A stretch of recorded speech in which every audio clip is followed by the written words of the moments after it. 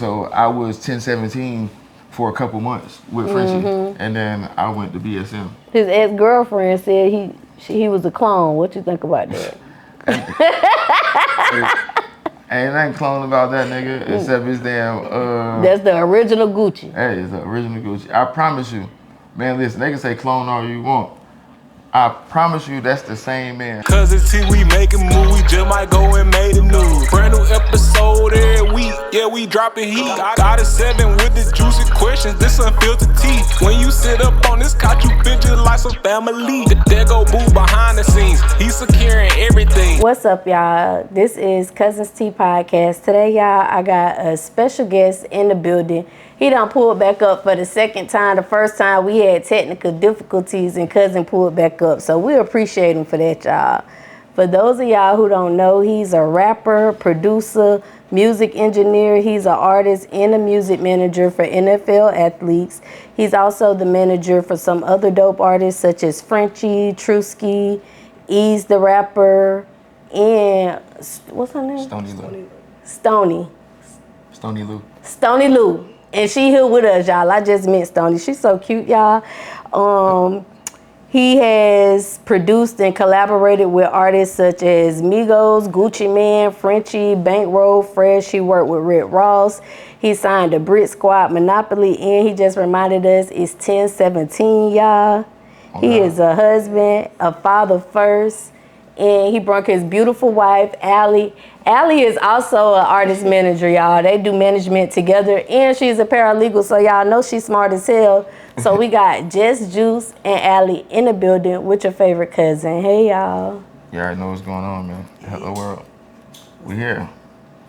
Thank y'all for pulling up.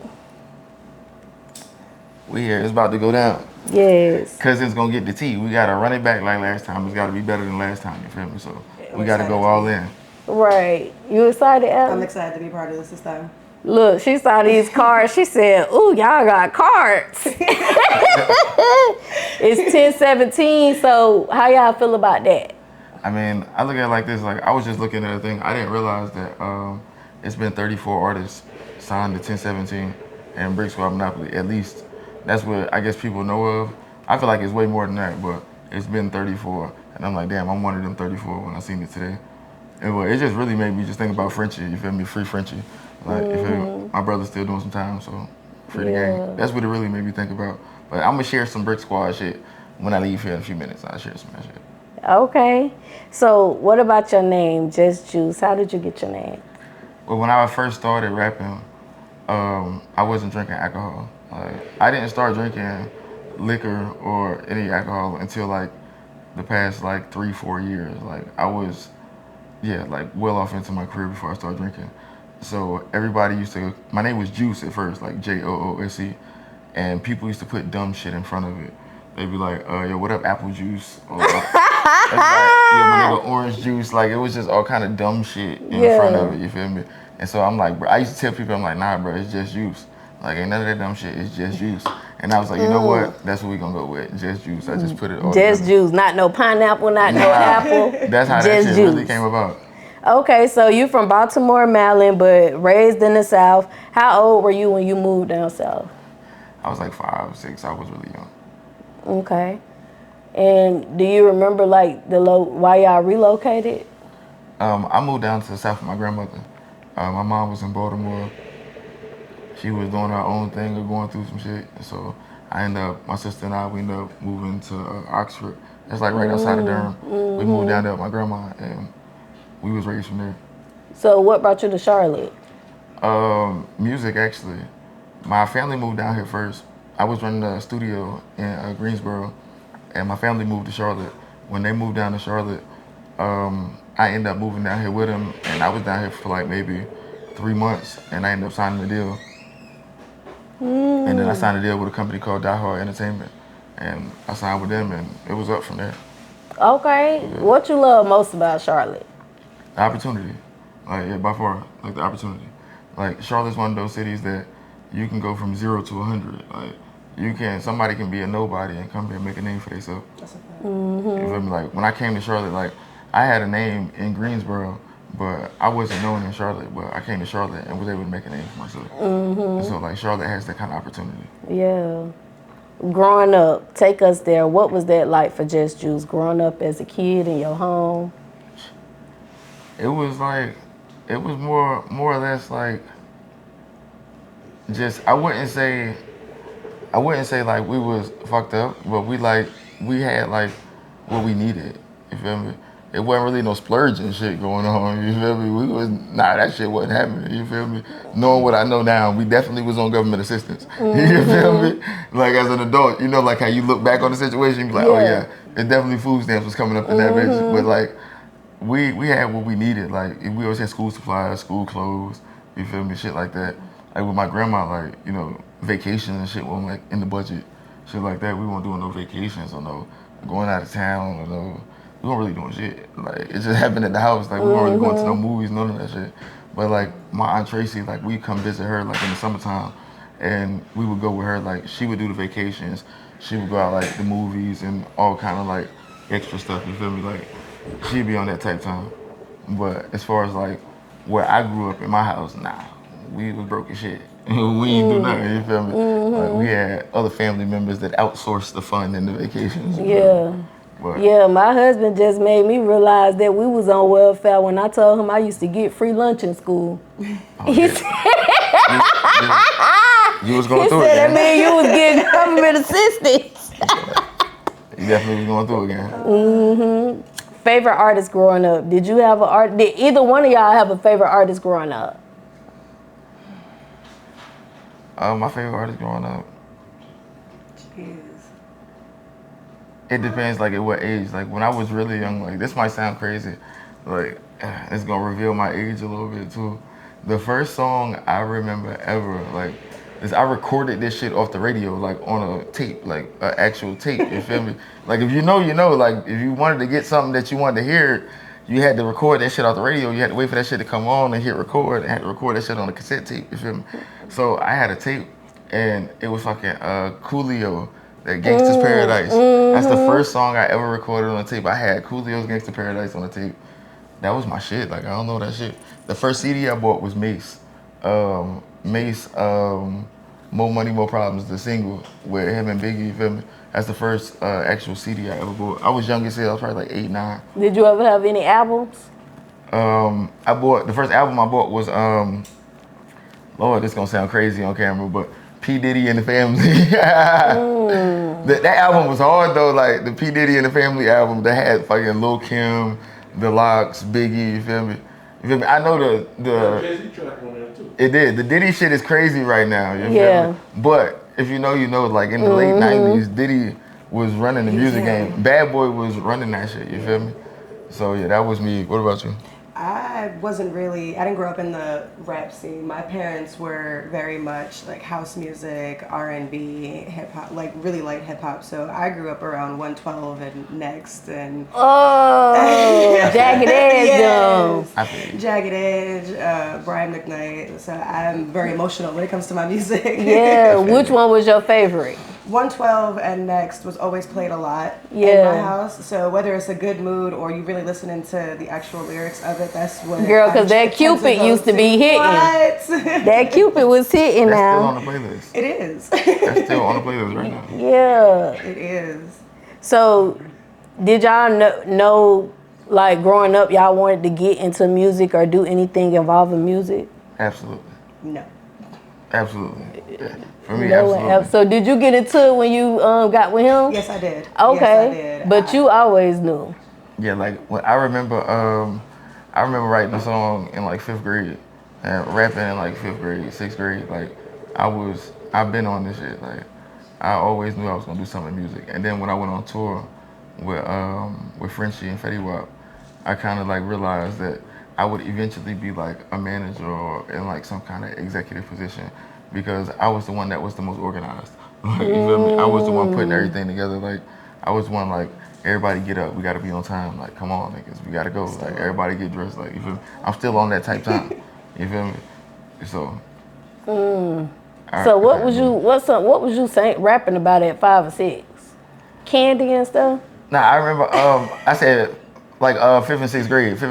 I had a this is crazy. My rap name was Dre Dog. You feel me? My real name is Andre. So my first name was Dre Dog. This is crazy shit. And I remember the joint was like I can't remember the hook, but I just remember something like, I ain't got nothing but tapes and CDs, Dre Dog, it's a party off in Cali. I can't remember the whole shit, but I remember like I was going there in fifth grade. I had on camera, I had bars in fifth grade. I've been doing this shit since fifth grade. You hit me? Like, this shit run deep. But I already knew like music, what I wanted to do. Like it's just in me. Like I just knew it. So when you actually like got into it, cause you started young, you was rapping, but when you said, you know what, I'm really about to be an artist, what did that startup process look like for you? I was freestyling in the hood. Like we were freestyle. I was living in Durham, and I'd be freestyling in the hood, and I just noticed I was better than everybody else around me. Like I was the one that everybody like they would be rapping, and they would come get me like, bro, go get AJ like. Go get AJ or go get Dre, like he can rap, like you feel me? And I started battling people, and I started noticing like, yo, I started winning, and I started battling some people in the hood for like money. So you was a battle rapper too? Yeah, that's how I started. Like I started battle rapping, and then I'm in the Hall of Fame on 102 Jams for freestyling. You feel me? For battle rapping. Like I was on there for like 16 weeks, smashing niggas. You feel me? Going crazy on that. You say you used to do like little jingles. Yeah, jingles for them too. Tell cousins about that. All right, man, that's crazy. So I did the it all started from me and my homeboy Fresh. We had a single called Hold Up Trap. And Hold Up Trap was booming, and we got ready to get it on the radio. And so we gave it to DJ Earn. We gave it to DJ Earn, and he basically was like, yo, I'm gonna play it in the mix at 10 o'clock, listen to the radio. I'm gonna play 2 Chainz Riding Around, and I'm get it. It's gonna come on right after it in the mix. We like, all right, bet. So we sitting at the crib. I'm having like a whole like listening party. We probably 20, 30 deep in my studio. So they playing the joint. They play 2 Chainz, and then they start playing our song, and they play Hold Up Trap, and they snip it right when my verse come on. You hear me say like 2 words, and they snip it, and then they start playing like fucking racks on racks or some shit. So everybody in the studio hyping shit, but I'm low key salty because they ain't play my part. You feel me? But I'm like, it is what it is. But I end up staying in the studio that night, and I'm like, man, fuck that. I gotta figure out something to get my voice heard on the radio.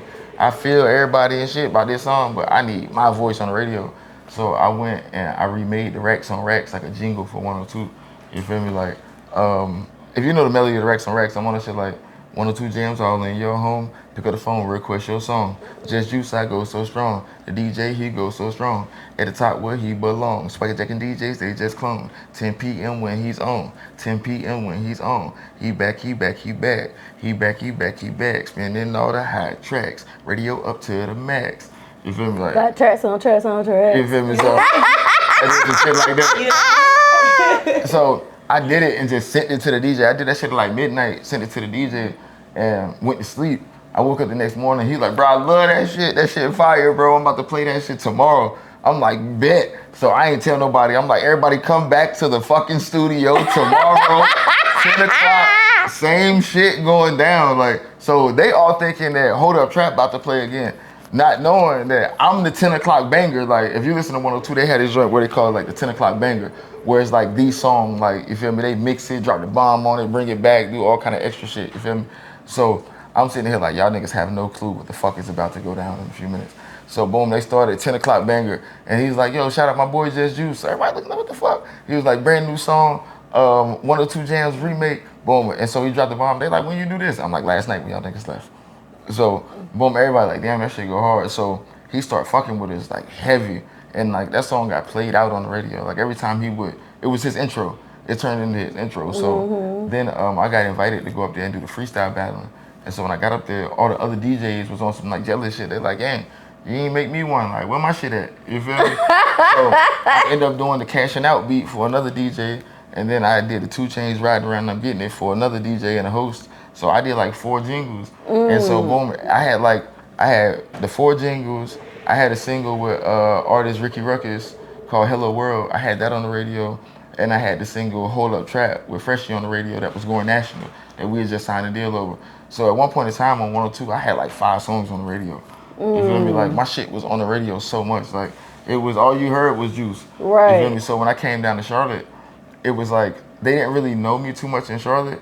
but the people that were looking for artists knew exactly who I was. You feel me? So when I came down here, it was nothing to get a deal. Like I signed a deal quick as hell because they already knew. Like they was like, all right, this nigga already working down here. You feel me? Okay.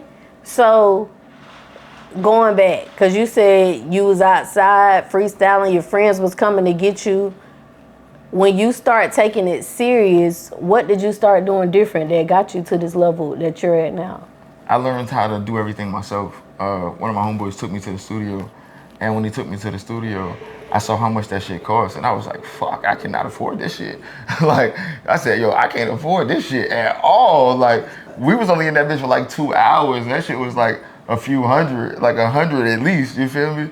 And this, at the time, like, I was young as hell, like, I wasn't really hustling or nothing like that. So he was hustling, so he didn't really mind paying that shit, but I'm sitting here like, yo, this shit is high. And I really wanted to do this shit a lot, but I'm like, this shit costs. So while I'm in there, I'm like writing down everything that the studio got, like the nigga got in his crib. I'm like, all right, this is M audio. I'm like writing this shit down. I'm writing down the kind of mic he got. I'm like writing down the software. So I'm just trying to figure everything out. And I get home, I get on the internet, and I just start looking shit up. Like, what the fuck is this? How much is this? How much is this? And I say, fuck it, and went to Guitar Center and told him like, yo, I need all this shit. And I went to Guitar Center the first time. I think I spent like $700-800 and just got everything for a home studio and went home and just taught myself that shit. Like YouTube videos and just asking Google questions and shit like that, and asking people from other studios and message boards and shit. Like, I taught myself how to do that shit. What was the hardest thing you had to learn when you got your own studio? Auto-tunes. I didn't like my voice. I didn't like my voice at first, and I knew I wanted to be on auto-tunes because the possibilities, like the way you could manipulate it and do different things. So I knew I wanted to be on auto-tunes, but I just had to learn how to use it properly. Like, I had to learn how to not use too much of it, learn how to put it in the right key, learn how to manipulate it with different things. So once I learned that, I felt confident in being able to open my own studio. Yeah. So once I really got auto-tunes down, that's when I opened my own studio and started recording other people. I didn't feel confident recording other people until I really learned auto-tunes because I knew everybody was going to use it. How you got your first customer, and how long did it take you to get your first customer? My first customer ended up being Frenchie, R.I.P., my homeboy that I got my deal with that was on Hold Up Trap. His crazy shit. I had a studio in the garage. I think I'm like 19. I just graduated high school. I'm coming from the store. I'm walking from the store, and I see this lady outside. I'm looking. I'm like, damn, she look familiar. It's my old teacher. You feel me? So I see. I'm like, hey, how you doing, Miss Goins? Boom, boom. We start talking, and then she like, AJ, that's you that live right there, be playing all that loud music. Cause I got a garage. The studio's in the garage, and I'm like, yeah, that's me right there. I got a studio in there. She's like, you got a studio? Well, my son Terrence. He be trying to do this rap stuff too. Let me tell him you got a studio. I'll introduce you to him. Maybe y'all can make some music or something together. And I'm like, all right, bet. So he ended up coming up to my house. We ended up kicking it, smoking together. We ended up smoking together, and we ended up start recording songs, like recording music together. Like basically like how Ease and True do. Like we was recording songs together. Like he would have his songs, I had my songs, but we would still record songs together. And then one day, I went and this is crazy how everything's so full circle. I go and buy a DJ Chuck T, I buy a DJ Chuck T instrumental CD from this store called Hood Locker. Boom, put y'all on game real quick. Hood Locker is a store that was owned by Fendi in Greensboro. Fendi used to manage Nicki Minaj. I met Nicki Minaj at the store at Hood Locker back in 2007, 2008. True story. Nicki Minaj was in Greensboro every fucking day. This is a whole nother story. What was her personality like? She was cool as hell. She asked me if I wanted an autograph. I called her a bitch on accident. Like, we're in the, all right, I'll run the store real quick. Bitch, I don't want no autograph? Nah. I go in the store to buy the CD because back in the day, like, we didn't download beats off YouTube and shit like that, you feel me? This is like 2007, 2008. So when you get in beats, like, you had to go to like a hood store that had instrumental CDs. You had to put the CD in and upload the beats and shit, you feel me? So you had to basically burn the CD to the computer and then drag and drop the beat. True, you know what I'm talking about right here. This is real shit, gang. So I go and Chuck T used to do like down south slang and shit, but different versions, and some of them used to be instrumentals. You feel me? But the instrumentals would be like all the newest beats. You feel me? So me and my homeboy I go into the store one day to pick up a new beat CD and shit. So I go in there and Fendi in the store. Fendi know me. He like, yo, what up, Juice? What you got going on and shit? I'm like, shit, I need a new CD. I need some new beats. And he like, I got this new artist I'm working with. She just signed to Nicki. She just signed to Wayne. This her CD right here. Fuck with her. You feel me? He said she fucking with Wayne. Fuck with her. This her CD. And he showed me the CD and it's Beam Me Up Scotty. You feel me? I said, damn, that bitch bad. And he said, she right there. And I'm like, my bad. You feel me? And she looks at me dead in the face. She's like, nah, you good. You want an autograph? She said just like that, like, you want an autograph? And I'm like, yeah, I want an autograph. So I'm like, fuck it. So she signed the Beam Me Up Scotty CD. So she signed the CD. He gave me that. And I get I buy the instrumental CD. Feel me? I get in the whip. And I listen to her CD. The CD is fire, you feel me? But I feel like I can't really bang it like that because it's a girl CD. You feel me? But the CD is gas. You still got it? No. I don't. I wish I did. What happened to it? I don't know. I moving around and this You and that. were supposed to keep that. I didn't know Nicki Minaj wasn't Nicki Minaj. You didn't know she was gonna blow up like that. Like the crazy thing, I'll get back to the other story, but the crazy thing is like maybe a couple weeks later, I'm in the crib with my gang and we watching 106 in Park and she comes on the TV on 106 and I'm freaking the fuck out. I'm like, yo, I just met her. Like I just fucking met her. You feel me? And we watching her on 106 in Park. Like, then right after that, I heard Lil Wayne drop No Ceilings. And I heard that Upgrade You shit. And he said, I just signed a bitch named Nicki Minaj. And I'm like, damn, I just met this bitch. Like that shit was blowing my mind. Then fast forward probably like a month later, Hood Locker's closed, Fendi's moved to New York. Like everything's completely changed, like dramatically. You feel me? I'm like, damn, that shit was unbelievable. But one of my homeboys in Greensboro got a song with her, like, you feel me? It's kind of old, but my homeboy, his name's Smiley Face. He got a song with Nicki Minaj, just a legit Nicki Minaj feature. That shit like from 2007, 2008, you feel me? But Smiley got a song with her, you feel me? That shit is crazy. Like, she was really like in the city like every day, gang. Like, that shit was crazy. Like a lot of people don't even know That's that. probably why he had to move back to New York. Yeah, but it was some contract issues and shit like that with him and her, and then he ended up signing Lil' Kim and managing Kim, and they had a little beef. It was a whole bunch of shit.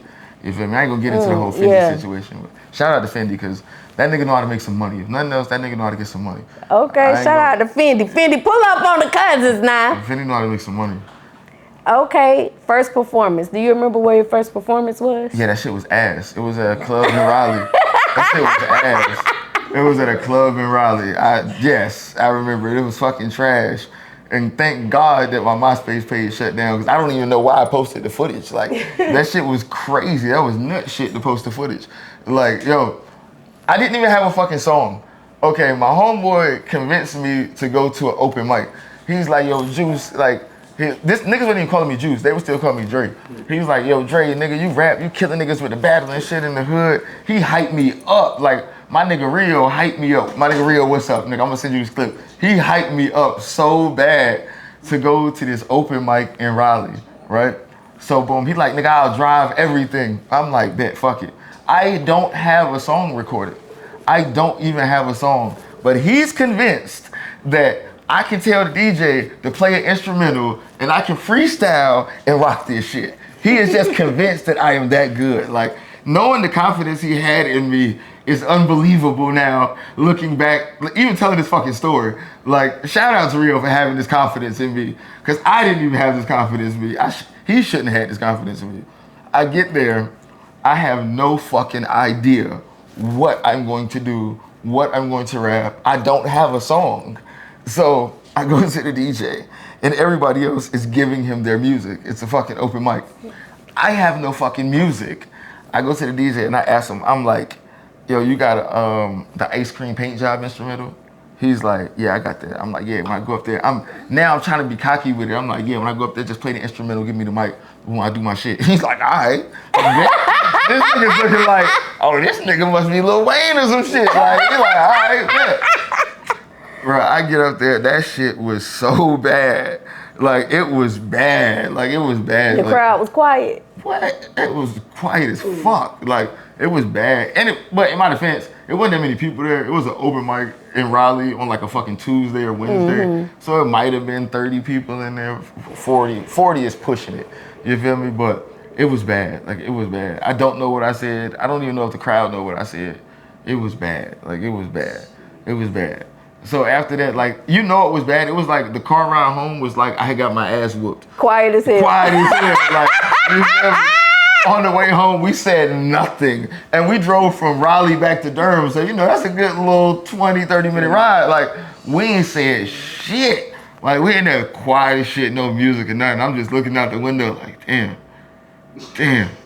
And I think he might have paid for that shit too, you feel me? So it was even worse. Like, I think he might have paid the little $20 for me to do that bullshit. So it was bad. It was bad. Like, we ain't stopping getting probably like, this nigga, we ain't eating shit, we going home. Like, we going home. That nigga, I remember getting out of the car, that nigga just hit me with the, all right, Dre. I'm like, all right, bro. Oh, man. You feel me? Like, did y'all talk about it later? nah, I don't think we ever talked about that shit. We never even talked about that shit. Like, we never talked about that shit. But after that, I end up saying, like, yo, I need to record a song. Like, this is crazy. Like, this trying to freestyle shit. Like, no, like, I need to record a song. So this was 2010. This is right when I'm really getting into my music shit, 2010.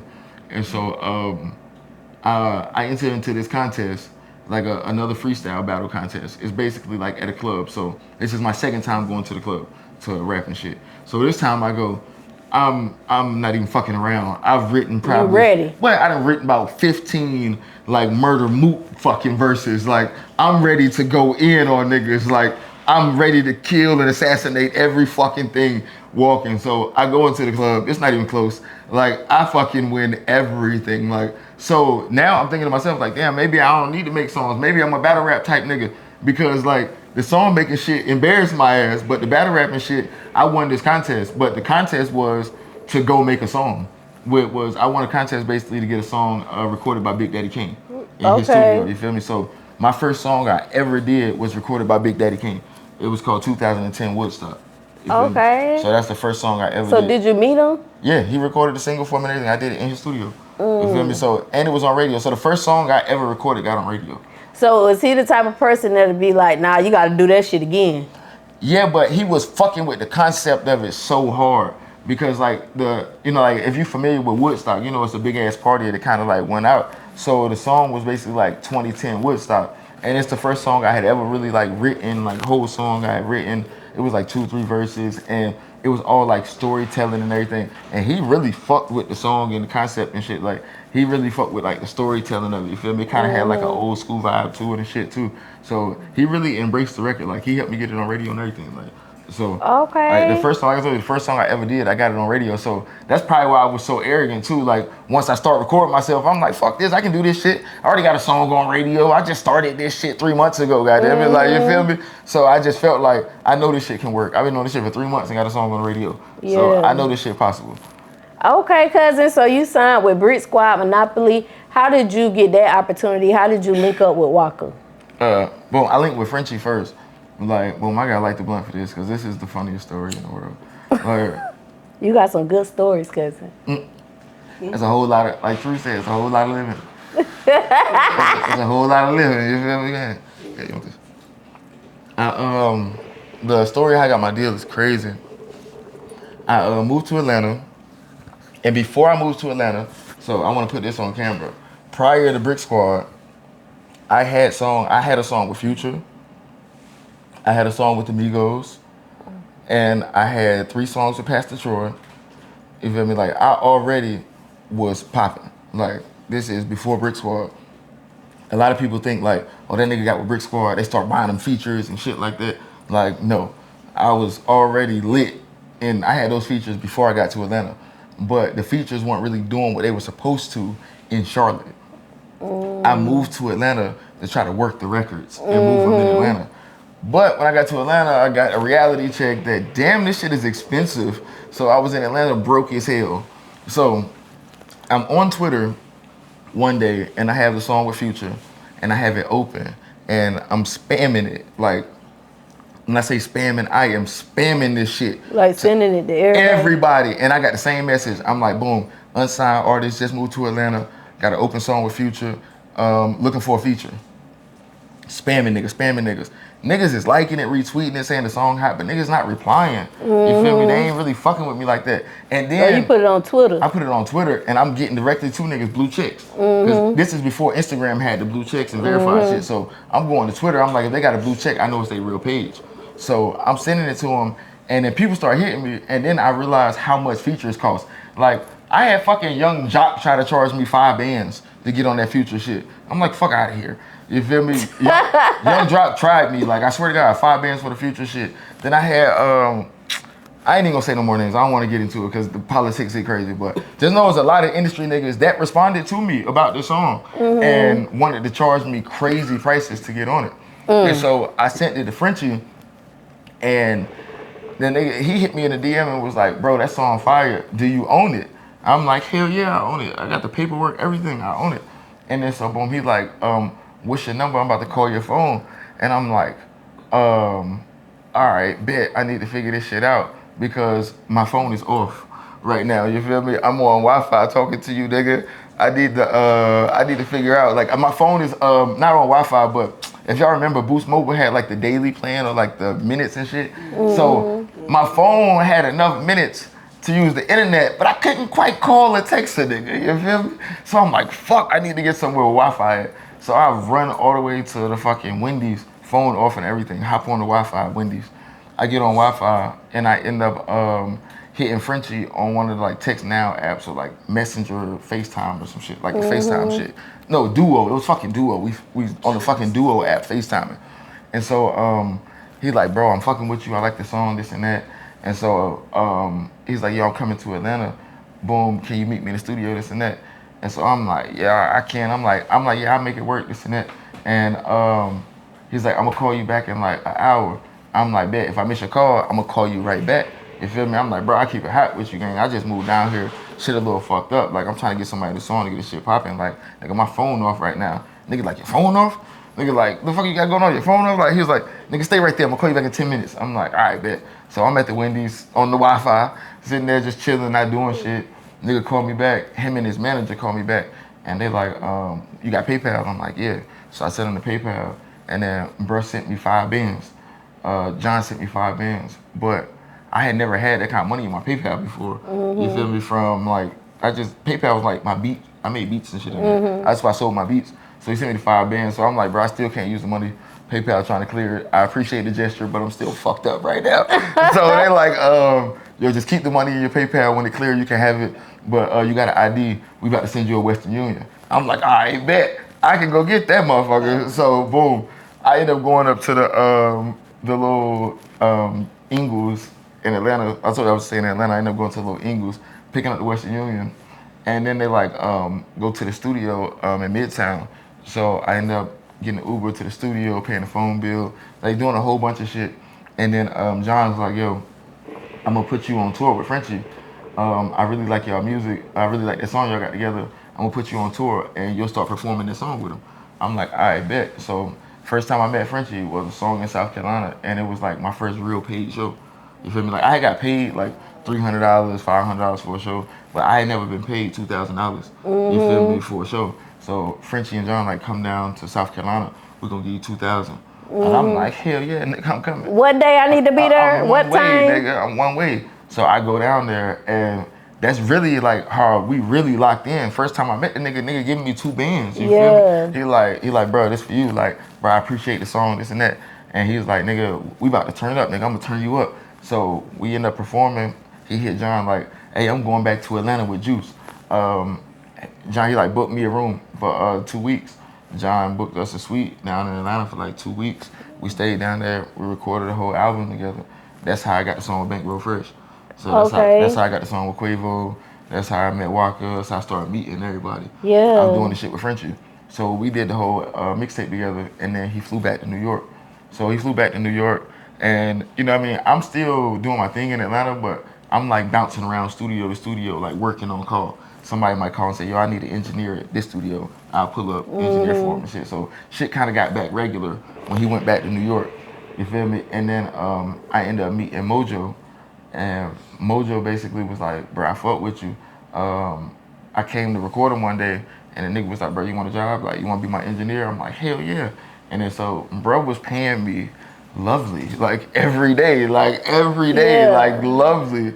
And he introduced me to the other side of the industry, like the real street niggas in the industry, you feel me?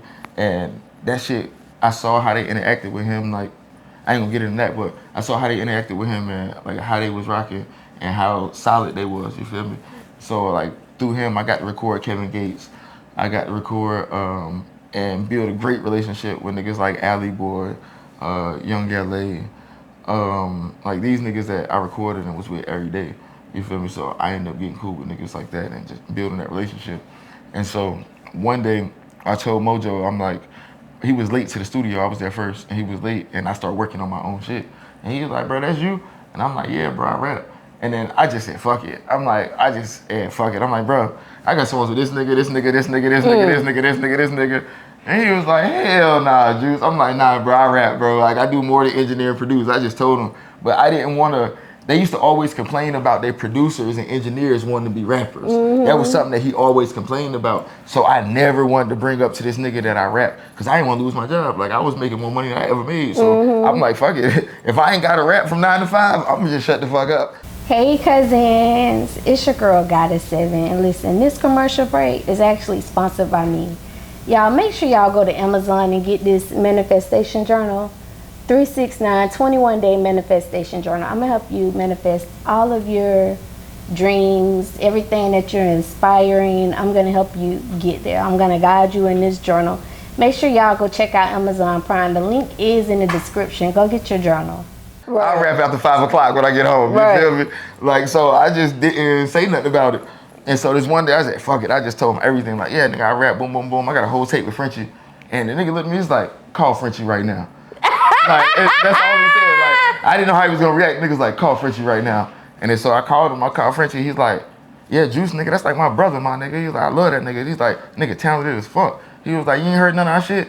He was like, man, this nigga been working in my studio for months. This nigga didn't even told me he rap. I was like, he was like, man, don't get no ideas, nigga. And that's what really put the battery in Frenchie back to sign me. Cause Mojo was gonna sign me on the spot. Mojo was like, this nigga rap too. And then when Frenchie co-signed that shit, he was like, you could see that the gears rolling. He's like, word? He like, nah, nigga, don't get no ideas. I found that nigga first. Like, Frenchie's like telling him, like, Frenchie's like, nah, I found that nigga first. Like, he's like, that's my artist, Mo. Like, that's my artist, Mojo. Like, hell nah, you feel me? And Mojo like, all right, we'll see, like, type shit. And so, boom, it was like a little back and forth and shit. And then Frenchie called me like, bro, don't sign the fucking Mojo. Like, nigga, you my artist, my nigga. Like, nigga, you Brick Squad. You not signing nobody else. Like, that's really how it became, like, on the phone. Like, that day, he's like, nigga, you're Brick Squad. You're my artist. I'm like, all right, gang, fuck it, is what it is. And then bruh came back to Atlanta and signed me. He came back to Atlanta and signed me and was like, yo, you coming with me? And took me on tour. Like, he basically took me the fuck away from Mojo. Like, low-key, like, nah, fuck that shit. Like, he told that nigga, like, I found you first, nigga. Like, we got interviews and everything. He's saying that he's like, nah, I found Juice first. Like, I had niggas trying to take Juice away from me. Like, you feel me? So.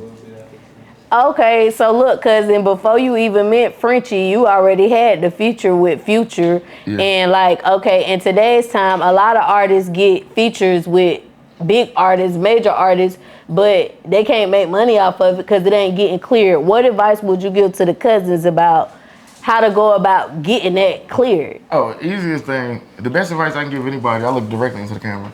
The best advice I can give anybody with a feature is you have to take that chance on who's the next one to go. You have to look and do your research and see someone's analytics and see how they're performing and how their fan base is performing and make sure it's not bots and how they're really performing. And you have to take that chance on the next artist to go. You got to catch somebody right before they at that peak to go. Like, if y'all from Charlotte, y'all familiar with this. If somebody would have got featured with Fetty P 6 months ago, that would have been a genius move. You feel me? You got to catch the nigga right before they get that trajectory and take the fuck off. So you got to catch them before that. When I did this song with Future, when my label did that, I think Future's biggest song at the time might have been Turn on the Lights. You feel me? So we talking 2013 type shit, you feel me? So he had some bangers, but he didn't have a Billboard #1 yet. You get what I'm saying? So it was a different type of Future. Yeah, I did a song with a different price range Future that I did a song with. You get what I'm saying? So you just gotta know when to catch somebody and got kind of take that chance on the next one. So if y'all watching this right now, this would be a great time to do a feature with Ease, the rapper, and Truski or Stony Lou because they're the next ones to go. And it's gonna fucking cost you if you don't do it now. Y'all better get them features now, cousins. So I'm telling you right now, like, that's the best way to get a feature for a great price. You catch somebody and you either hold that shit or you get a video and you hold that video, and right when that artist start popping off, you promote that shit like it's their next single. And you get that shit going to the point where they ain't got no choice but to get behind it because everybody fuck with it. You feel me? That's how you grab a feature. Like, that's putting y'all on free game. Like, that's free game how you get a feature. What about standing out to the point where a major label or somebody that's working with a major label would want to sign you? Like, what advice would you give them for that? The biggest thing is consistency. The biggest thing is consistency. You got to outwork your competition because you have so much competition. Everybody's competition, whether they soft, whether they hard, whether it's good music, whether it's bad music, whether it's rock, whether it's pop, reggaeton, whatever. Like, you have to compete and be consecutive with what you're doing. Like, you have to be consecutive and consistent with what you're doing. You don't want to flood them with too much content, but you don't want to give them not enough content. So you have to find that fine medium to where you're able to grasp your fan base and they want more. You feel me? You have to give them just enough to where they want more and they want to be a part of what you got going on. Yeah. You feel me? You have to give your fans things to relate to also. Like, the more you open up with your fans, the more broad and more your fan base will expand. Like, for example, example I use all the time is like T.I.'s show, right? You know, the show when he had with his family and shit. All right. Everybody knew T.I. is a trap rapper, you know what I mean? Do street music and shit like that. But when he made that show and America and the average person got to see a family man and to see what kind of person he is, his fan base expanded to the average mom or to the person that's 35 years old that doesn't listen to that music or 40 plus that doesn't listen to it, but they watch that type of TV. And they're like, damn, let me support him because he's a good guy. He's a father. He's a family man. It's a personable connection. Yeah. So once you get personable with your fans and you can really connect with them, then you expand your fan base. Yeah. So you have to really like be open with your fans. Like, not saying give them your life story and this and that, but you have to have intimate moments with them. Like, things have to be personal, whether that's a live or whether that's them seeing your recording process or them seeing your mistakes in the studio or things. Like, it has to be some way they feel a connection to you. Yeah. So when you got signed or when you got that first 5,000, how did you celebrate? Oh, when I got that first five, I was gonna say they signed me for way more than 5,000. But when I got that first 5 bands, I don't know, I probably went and bought some weed, probably went and bought a bunch of weed. Knowing me at the time, I was young and dumb. I probably did some stupid shit. I done did a lot of stupid rap shit. I did what all rappers said they was gonna do. I got my first big rap shit, and I went to Florida and bought a Porsche. I went to Florida. What car you had? A Kanye? Nah, I had a 911 Carrera Turbo drop top. Oh, you had a fast car. Yeah, you feel me? I wasn't was fucking around. speeding? Hell yeah. I did what all rappers do. I bought a Porsche and moved to the beach. Like, I did what niggas say they gonna do when they get the money. Niggas like, yo, I'm gonna go get some money and I'm gonna go get me a foreign car and move to the beach and just get away from niggas. I really did that shit. Like, I did what everybody say they gonna do when they get the money. I did it. Like, you feel me? So, it was just a different time. It was a different day and time too. Yeah. You feel me? This was 2016, 2017. So with Brick Squad Monopoly being a subsidiary of 1017, when Gucci made the decision that he made to stop working with people or some of the artists, like, how did that affect y'all over there? I remember that shit when it happened. I remember that shit like it was yesterday. Like, that's the only time I can say in my music career that some shit genuinely hurt my feelings. Like, it was 20, like 18, 19 maybe. Gucci had just was about to get out. We all knew Gucci was gonna get out maybe 6 months before everybody else. Like, they hadn't announced that it was gonna get out or whatever, but we knew he was gonna get out because, you know, obviously people was in contact. Sizzle, Southside from 808 Mafia, you feel me? Sizzle was in direct contact with Gucci, and Frenchie and Gucci had stopped talking for a little bit, but everything was still cool because Gucci was still clearing records for me to do for Frenchie. Like, you feel me? Like, doing the whole East Atlanta Santa 3, I did a song, one of Gucci songs for Frenchie and Sci-Hi the Prince. I did a song for them together, you feel me?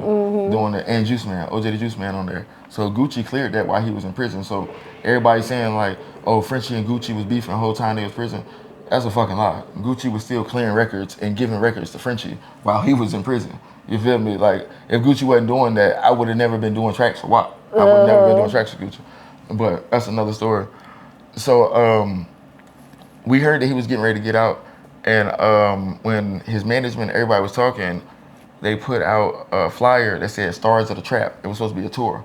And it's basically like the 1017, everybody going back on tour, the old and the new 1017. You feel me? With the old artists meaning the original 1017. Like Frenchie, Waka, Juice Man, Wu, you feel me? The original 1017.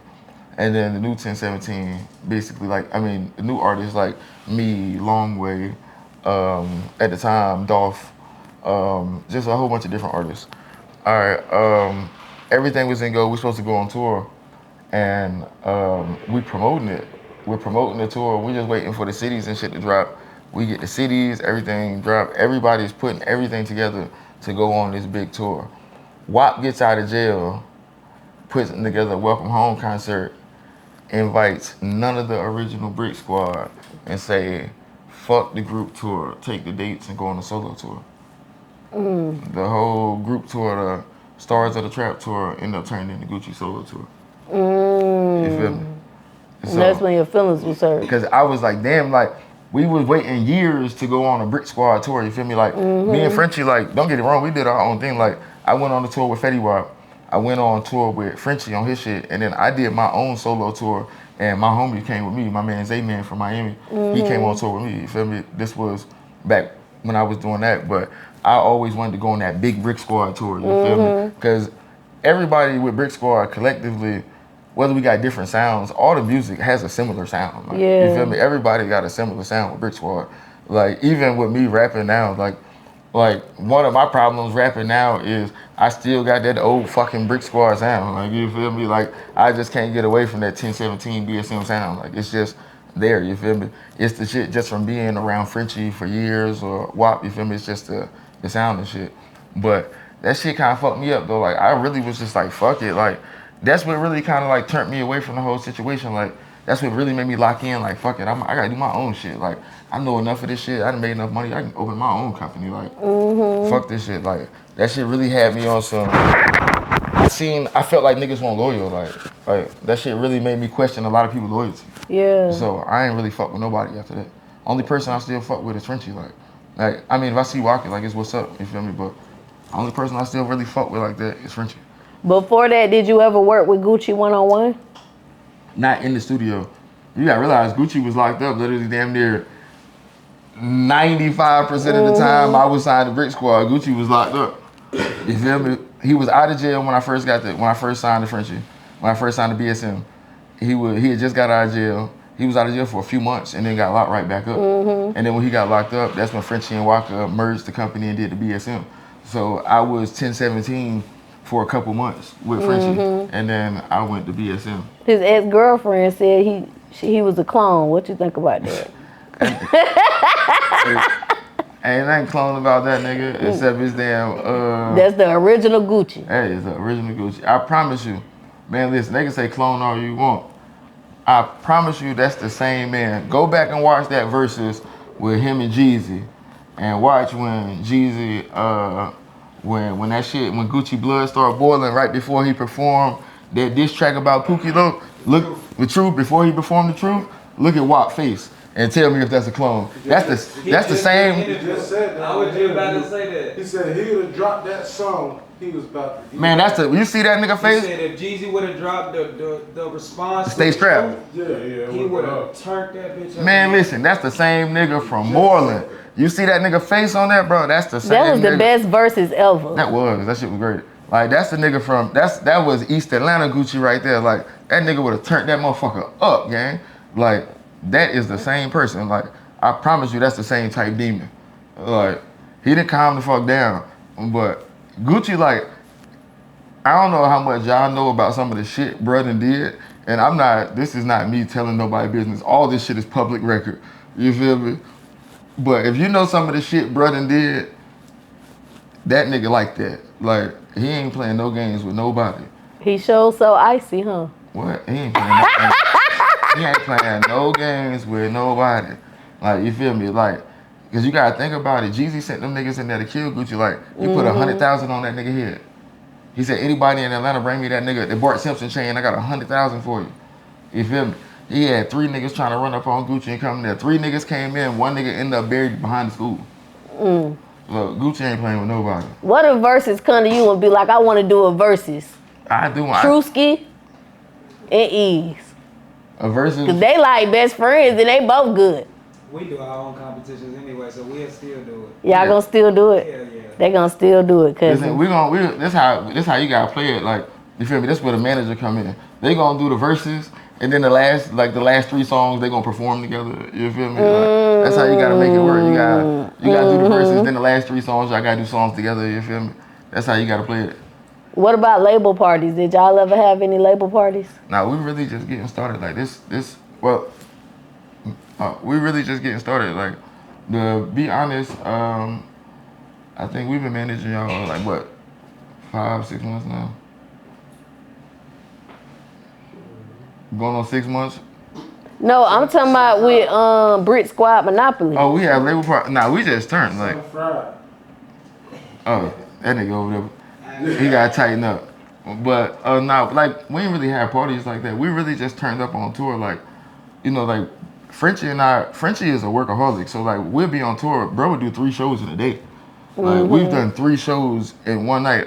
In DC, particularly when we used to go to it's a strip called U Street, in DC, and we did what is it? We did Red Lounge, we did Club Pure, and then we did Live on a Sunday with AR-Ab. We did all this shit in like a matter of a couple hours. You feel me? Picking up 3 bags, like a bag here, bag here, bag here. Like, so we don't really, fucking life is a party, so we ain't really throwing no parties. Like, we just. Did y'all go to any other parties outside of y'all own? Man, most of like our time really consisted of being on the road, like off and on. So we ain't really do no party and shit like that, unless it's like a birthday party, like a celebrity birthday party. I remember one of the things we did, Club Opera in Atlanta. We went to 2 Chainz's birthday party. We went to 2 Chainz's birthday party. One year we went to Birthday Bash. Okay. In Atlanta, you feel me? I was gonna ask you if you ever seen anything wild at one of them parties. Now I have seen some crazy shit. So the craziest shit I ever saw was I was doing this like I said, the after party for the pre-show for the BET Awards, and we at this Powerball mansion, and it's like every room is something different. Like, it's a mansion, mind you, so every room is something different. Like, you might go on the 3rd floor, they got a chef. You go in this room, open it, there's a nigga in there getting a haircut. Like, it's a chocolate fountain down here on this end. Like, it's some real rich shit going on, like, right? And so I walk in one room, and we just sitting there. There's a whole bunch of people in there, like guys, girls, but niggas in there smoking. So me and my homie be like, fuck it, we about to parlay in here for a quick second. We about to smoke in here. So we go in there and we smoking, and a nigga come in there off the rip, and he's like announces this shit. Hey, if you ain't got at least $1,000 to spend on these bitches, get the fuck out. So I look over at my homie Fresh. Neither one of us had $1,000 to spend on those bitches. So we're trying to figure out how to get the fuck out, but not make it noticeable. But we gonna get the fuck out. So I'm looking at Fresh. I'm like, bruh, we gotta figure this shit out. He's like, Fresh is one of them I don't give a fuck niggas. So he's like, bro, we just walk the fuck out. And I'm like, no, we can't do that, bro. We still gotta perform. Like, we're performing here tonight. Like, we cannot like lose our whole aura before we fucking even rap, nigga. He's like, all right, Juice, you got it. So I'm like, look, gang, if they're gonna be stripping, there's probably gonna be like some lights down or something. Like, they're gonna turn the lights low or something. Like, when the lights go off or whatever, we gotta slide about this bitch. You feel me? And so he like, all right, we in that bitch for like 20 minutes, no lights go off. So that plan is dead as fuck. So at the door, we start just like working our way to the door, like getting closer to the door. So now we like, the door's like right here, we like up against the wall. So I tell him, I'm like, look, gang, when the door open, next people come in, we sliding right about this bitch. You feel me? So somebody came in, we slid about that bitch real quick. So we walk out, and so now we kind of like exploring through this mansion, like just opening doors, seeing who's in what room and shit, right? So gang opens a random ass door, and we get into the room, and it's some shit going down in this room. Like it's like on some. Go ahead. It's going down, like you feel me, like they on some Diddy party shit in this particular room right here. It's going down, you feel me? And so Not baby oil. so nah, it went out. I ain't staying there long enough to know, you feel me? Yeah. But I opened the door and this is like going down. It's a lot of people, but like it's a lot of people having sex in this room. That's how I'm just break it down. Like a lot of people having sex in this room. So I'm like, oh, okay, let's close that door. So like with the whole Diddy shit, even bringing it up, I know the niggas on that shit was lying because at the time I was a brand new artist. When I say brand new, I mean brand new artist, really just getting up on my shit. You feel me? So this was my first big opportunity, show, like mansion party, any of that shit. So if me as a new artist, like I can walk in on some shit like that and see that shit going on, I know damn well the niggas that was invited to Diddy's house. Like, if I walked in on some shit like that, you were invited to shit that was way crazier. Right. This is just the beginning level. Stage one. Like, this is stage one shit. Like, me opening the door accident is stage one shit. The shit that you probably were invited to join in is crazy. Like, so yeah, that shit right there is a whole nother world. 100 days of freestyle. What made you want to do that? I mean, I started doing that just to get more consistent, just to something to give my fans some more music and to get more consistent with it, just to keep them engaged. And I feel like I got a lot of songs, so I needed a way to start like putting shit out without flooding my timeline. You feel me? But still flooding my timeline. Like the thing with me, like where I'm at now with my music is, you'll hear this from me now. Y'all will probably never catch me on stage performing another show ever. You feel me? Like that shit I did with the Hornet shit was probably it for me. Like you feel me? But like I'll continue to do music and put it out for streaming purposes. You feel me? Because I mean I got a fan base and they listen to the shit. So I'll put it out and shit like that. But as far as like me doing shows, I'm more focused on my artists and shit now. You feel me? Like so the 100 Days of Freestyle, I kind of like fell back from that. Like if you go to my page now, it's all of them.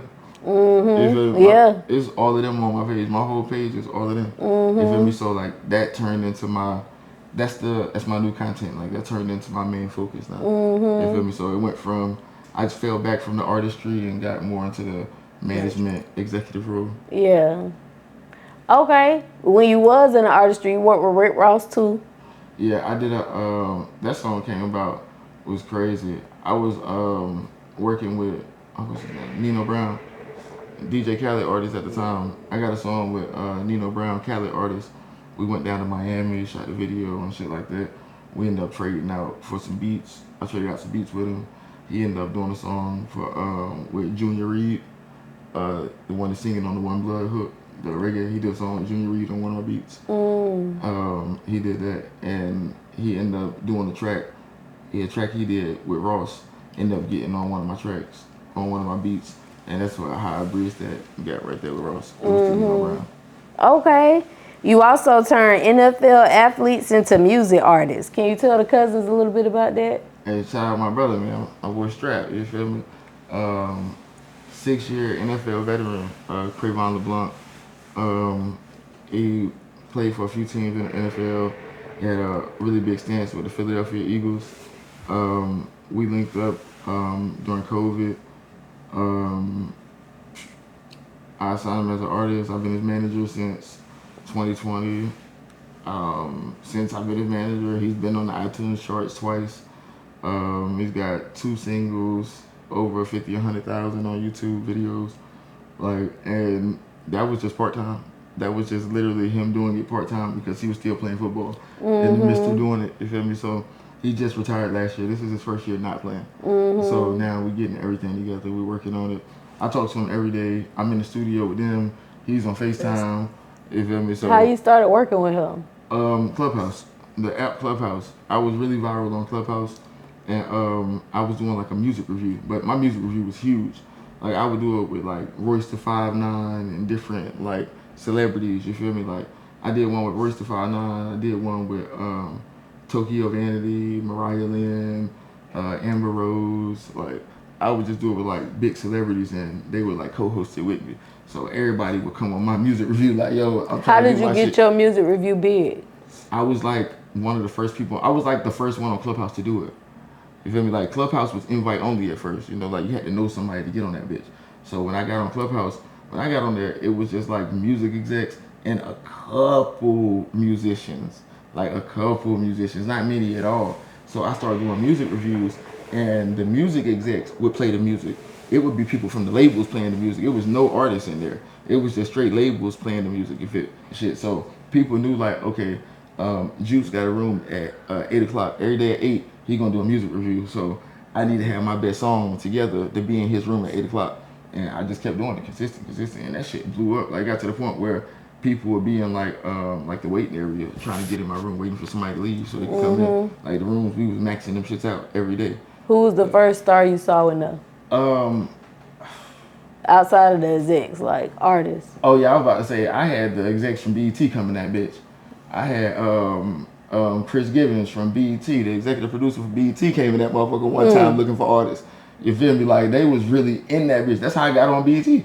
I did the BET experience, the BET takeover during COVID. They was doing like BET Jams was doing like a artist takeover where they was letting the artists log into BET and run the BET Jams live and talk to other artists. So I did the artist takeover, but Chris Givens was the one that set that up from Clubhouse. He came in my Clubhouse, so he was huge. Like when he came in there, that was huge. I had brother did the song. The biggest song that got played in that was Capella Gray. You know the song Gallus? The city is my palace. He came and played it in the music review. Capella Gray dropped this song in there before it was what it is. You feel me? That was the biggest song that I remember. Like other niggas could have dropped some shit in there that blew up. I don't remember it, but that was the biggest one that was in the music review because I still follow him to this day. Like you feel me? We still follow each other on shit from the music review. Yeah. So that shit was huge. But like Royce the 5'9" used to get in there. Frenchie used to come in there. Walker's been in there. Any celebrity that was on Clubhouse was in there. Like Amber Rose started coming in the room. So shit got real. Like you feel me? Like everybody was following. Amber Rose has been in there. Wiz has been in there. Like everybody was just coming there. It was a good show. And then we started having like different topics. We do little games, do little like prizes, trivia prizes and shit like that. You feel me? So everything was just like, Clubhouse was just like it. I was like a big entity on there. So when I did the music review, Frenchie was in there one day and his cousin hit him. His cousin is Darius Slay that played for the Philadelphia Eagles now. Big play Slay, you feel me? Cornerback. So he hit Slay. Slay hit Frenchie and was like, yo, one of my homeboys want to hop on a music review. They got a song. And I'm like, man, just off of who he is, I'm like, fuck it, you can skip the line. Play your shit next, you feel me? Just because of who you are again. Like, I don't even know what you got going on right now, but if you got the time to put your people shit in here, I'm gonna listen to it. So boom, he put strap shit in there. And I'm listening, I'm like, damn, this shit hard. And so I said, yo, this hard. I said, bro, I fuck with it. Like, if you want to work, hit me in the DM, man. We can put something together. And I just left it like that. I might have listened to 100 songs that day. I might have told 5 artists that. You feel me? Like, yo, hit me in the DM. I might have said that 2-3 artists a day type shit. And some of them hit me, some of them didn't. A lot of them I would just run campaigns for, like, help their Spotify, YouTube, or help them get their numbers up. But none of them I was really, like, interested in managing. But strap shit came along, and I'm like, damn, this hard. And then he DM'd me, and I seen the blue check come up. I'm like, what the fuck is this? He's like, yeah, I thought about what you said about the music review. Like, yo, I'm trying to fuck with you. And I go to his page. I'm like, damn, this nigga play football? I swear to God, like, I didn't know he played football. I was like, damn, this nigga play football? And then so I seen the Eagles jersey. I'm like, oh. I'm like, that's Slay people. Like, it hit me. I'm like, Slay. I'm like, it all makes sense now. Like, I'm like, all right, bet. Because Frenchie's cousin is Darius Slay. So I'm like, oh, Frenchie's cousin Slay, bro. I'm like, oh, all right. So I connected the dots. You feel me? I'm like, all right. This makes sense. This makes sense now. And then I'm like, I got on the phone with him. And we got on the phone. We talked on the phone for maybe like an hour, 2 hours. And I told him, I said, look, bro.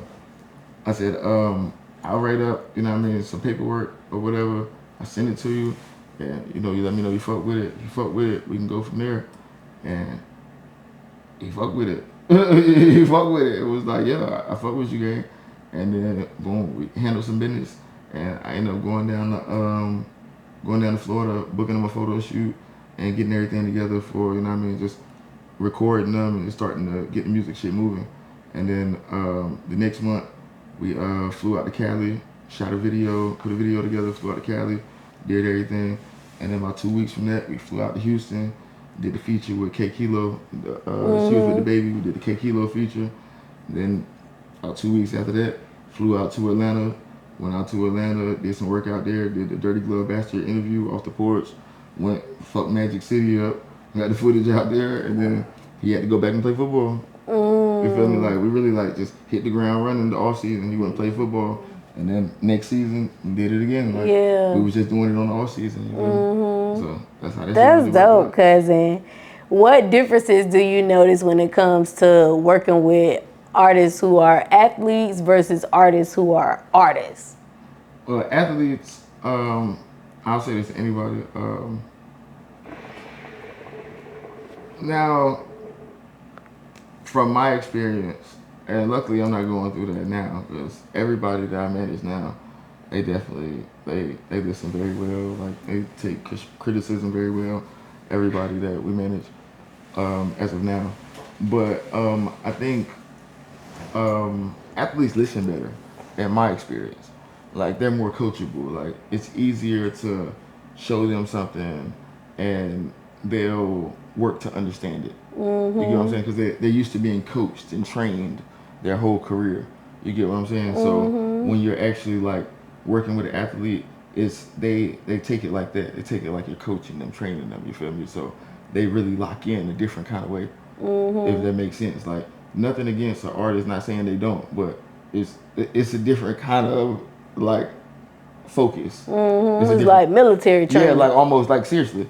It's seriously like I could compare it to that. Like that was a great example. Like it's almost militant. It's almost militant how they lock in on shit. You feel me? But these artists I got now do the same shit. Like they lock in, but it's just different. You feel me? It's different. Like Ease, for example. Ease's way of locking in is he might go a couple days without going to the studio, and you know he might work, get some rest, you know, just do regular Ease shit, and then he'll go to the studio and lock in fucking 4 or 5 days in a row and end up spending the night in that motherfucker because he just keep working and keep working. Like he'll lock in till he works himself tired. You feel me? Like True the same way. True, he just don't get tired. This nigga just won't sleep. He just won't sleep. The nigga just won't sleep. Like he'll send me a song 2:30 in the morning. He'll send me a song like, yo, I just finished this. You feel me? 3 o'clock. He'll send me a song 2:30 in the morning. I just finished this, and then FaceTime me at 8 a.m. You feel me? Like this is the type of shit that True is on. You feel me? Like this nigga works. Like his consistency is crazy. Like Ease and True are consistent as hell. Like they work. And like even with our artist Stoney, like Stoney will like she'll just start writing the song anywhere. Like if she gets an idea for a fucking song, you can be in mid conversation. You'll be in mid conversation with her, and she's like, and she's pulling out a notebook, and she'll start fucking writing the song, like putting that shit in her phone. Like she'll write a song anywhere. Like they really be on that shit.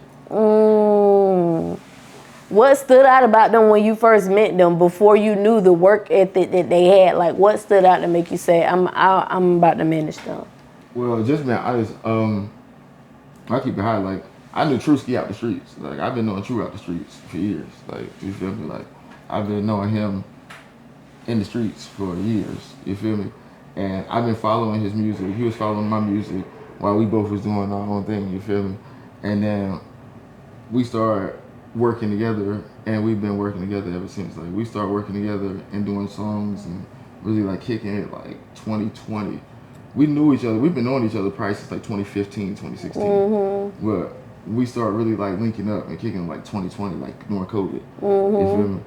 And it was his work ethic. Like he's just seeing how he moves. Like he always had a show he always had something going on. Like every time I got on his Facebook, this nigga always was doing something. Like 7 days a week, this nigga was doing something 5 days out of the week. And it was COVID. I'm like, where the fuck is he even finding shows at? Like, where the fuck is this nigga even still getting booked for shows? Like, how are you doing shows? It's COVID. Like, you feel me? So I'm like, damn, this nigga's always working. Like, he always had new music. Like, it was just consistency. And then what drew me to Ease was True, because I never seen True with anybody. True was always a solo type nigga. Like, everybody knows him, but he always moved by himself. You feel me? Like, anytime he would pull up, I hit him, he pull up, he's always by himself. You feel me? But then when I seen him and Ease was together, always together, you feel me? They was rocking together like brothers. I'm like, okay, his nigga rap too, this shit gotta be hard. True co-signing this shit like this. Like, if they rocking together like this, his music has to be up to the level that True shit is at. You feel me? For them to even be this close or working together like this, their music has to be on the same level. So I started listening to Ease shit and start seeing his shit on True page and start listening to it. And I'm like, damn, this nigga hard.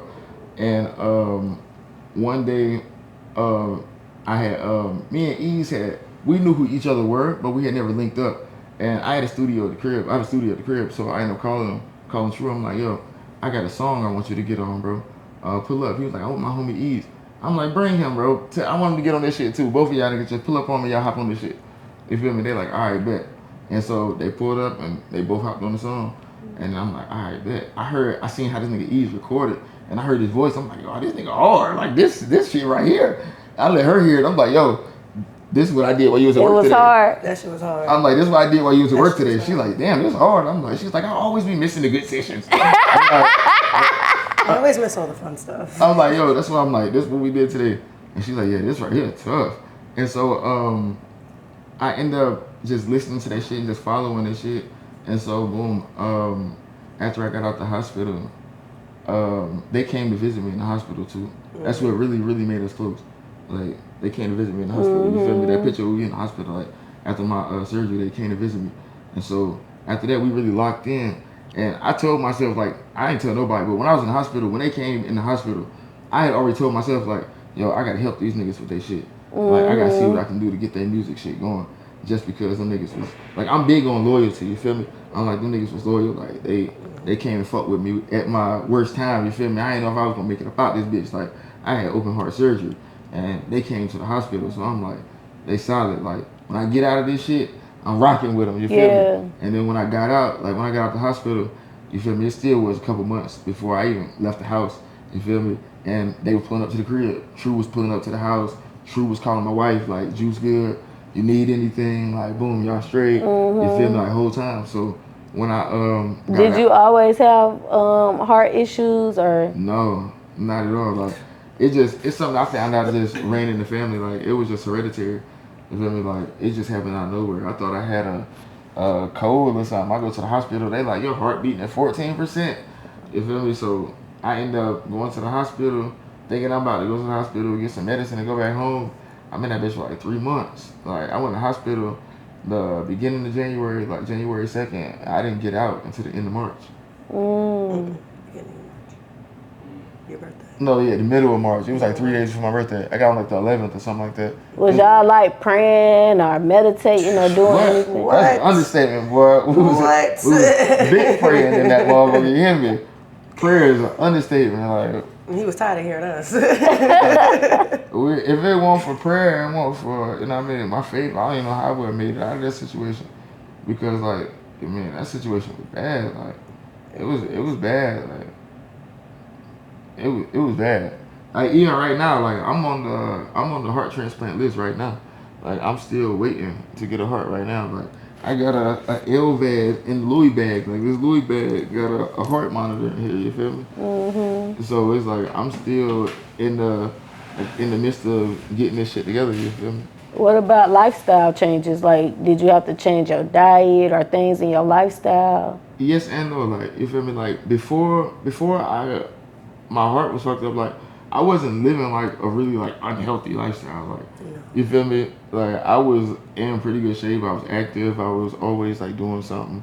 Like, so I wasn't really like the physical act. That's how I knew I was sick, because I was getting short of breath. Because I've always been in great shape. Like even with me smoking weed, like I've always been in great shape. I played basketball all through school. You feel me? So and like I still like work, and even when I was working, I was doing like physical labor, like construction and shit like that. So I've always been able to like work and do shit and not get tired. So in December, when I was just walking around the house, like from the living room to the kitchen, I'm getting out of breath. I'm like, what the fuck is going on? So I thought it was an upper respiratory infection, and that's when I found out my heart wasn't beating right. You feel me? So What about diet? You could still eat the same way? yeah, I still eat the same shit. I still eat the same. Yeah, that was one thing that we were blessed with, that he didn't have to change his diet, or we didn't have to adapt to any new like gluten-free or cholesterol or high blood pressure. That we didn't have to do any of that. The main thing, like the only thing I really like gotta watch like that is like I'm not a big drinker. You feel me? Like I'm not obviously JussJoose. So I'm not a big drinker. You feel me? I don't smoke no cigarettes or nothing like that. And only thing that I really have to really watch is my fluid intake. Like the intake of fluids, you feel me? Because fluid can build up and get around your heart and shit like that. So I just have to be like you can't have too much fluid. Exactly. Like I have to be mindful of my fluid intake and shit like that. You feel me? So, but besides that, I mean, I live a normal life just like everybody else. Like, you feel me? I do the same thing that everybody else do. I can do everything but jump in a swimming pool. You hear me? I can do everything but go swimming. That's the only thing that be killing me. Like I can do everything. Does water add on to like the fluid intake too? Nah. I just with the way this shit is connected to my ass, like boom. I ain't gonna put it on camera, but it's like this bag has a battery pack, and it's like connected in me. Like it's you feel me? So. Boom, like when I take a shower and shit, like I wrap up and everything. Like I got like a the special mechanics bag. can't get wet. I mean, like, is there a difference from when you drink water or you drink juice? Yes. Water. You retain more water, or it depends what you're drinking. You retain water easier, but if it has salt, you retain that even more. So like things with like electrolytes, like Gatorades, Powerades, you feel me? You retain them more. You feel me? So stuff like that, I gotta really be mindful of. Okay. Well, what advice would you give to any cousins that might be dealing with heart issues or just found out something was going on with their heart? I mean, I tell anybody, I mean, be mindful of your health, whether it's a heart issue or anything. Be mindful of your health, but you only get one life. Don't stop living. Like, don't let that shit deter you from what you got going on. Don't stop your dreams. If you had something you was doing before that shit, start that shit back over and keep doing that shit. Like, don't let this shit stop you from what you're doing. Like, it ain't nothing in this world that I can't do besides get on a roller coaster and go swimming. Or a metal detector. But besides that, I'm good, you hear me? It's like, I'm just saying though, like, seriously, don't let nothing deter you from your dreams or what you got going on. Like, I don't let this health shit hold me back from nothing. Like, nothing. Like, I'm outside just like anybody else. You feel me? Like, I'm getting this company moving. Like, I'm out here running around shows with my artists, backstage, making sure shit together, in and out the sprinter, in and out the car, moving clothes, this and that. You feel me? Like, anything them niggas need, how we moving around the shows, like, I'm doing that shit, and I ain't thinking twice. I got a heart pump. You feel me? Like, I'm just getting that shit done. So don't let your health issues or whatever hold you back. Like, you only get one life. You gotta make the most of this shit. So that's how I look at it. What's up, y'all? It's your girl Goddess7, and this episode is sponsored by a couple different sponsors. So y'all already know I had to shout them all out. First of all, y'all, I gotta shout out Robinson Hustle 8, cause guess what? They branding us over here. Y'all see these cute little glasses that I be drinking out of? Hold on, let me take a sip. Y'all see this? Y'all see this right here? Y'all see this cute little liquor ice bucket, whatever you want to call it? They made all of that. So if you're looking for some custom shit, make sure y'all go shop with Robinson Hustle 8. They customize all your needs. I can't forget about Q3 Designs and Things. They're also a sponsor of Cuz's Tea Podcast, and they're a branded company for us. They made us these cute little shirts, y'all. Y'all like this shit? Y'all see this? Look, you need some custom shit for your business, go shop with Q3 Designs and Things, because they're going to get y'all right. They're going to get y'all everything that y'all need. I also cannot forget about Gemini Hookah, because they keep me smoking good on every motherfucking episode, y'all. Y'all see this hookah? They sponsored that for us. They did some other sponsorship, but Most importantly, y'all, they got them hookahs, and y'all know I love hookahs. Look, y'all, hold on.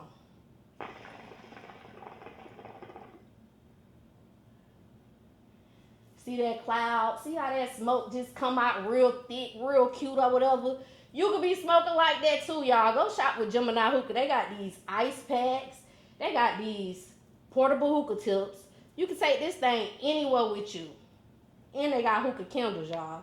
They got different shisha flavors. They can make you anything you want. So make sure y'all go shop with Gemini Hookah, y'all. Go get y'all hookah. Until next time, cousins. Bye. Okay, so back in June, you posted, "We just went to war because of this clown," and y'all voted for him. And the song that was playing in the background was "Fuck Trump." What's your thoughts right now on Trump when it comes to like ICE going everywhere and just invading all the neighborhoods? Oh my God. The military. Okay, one. All right. I get paid off of social media. Let's just get that out of the way. I get paid on all platforms for things I post. So some of the things I post aren't direct correlations of how I feel or my direct opinion. You feel me?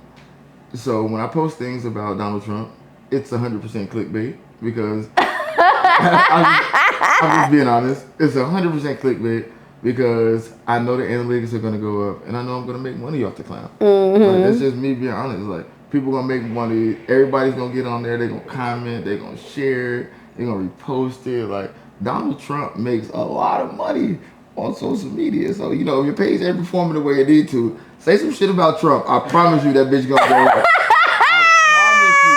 promise you. Like, yo, listen to me. That shit is out of here. All you gotta do is post some shit about Trump. It's out of here.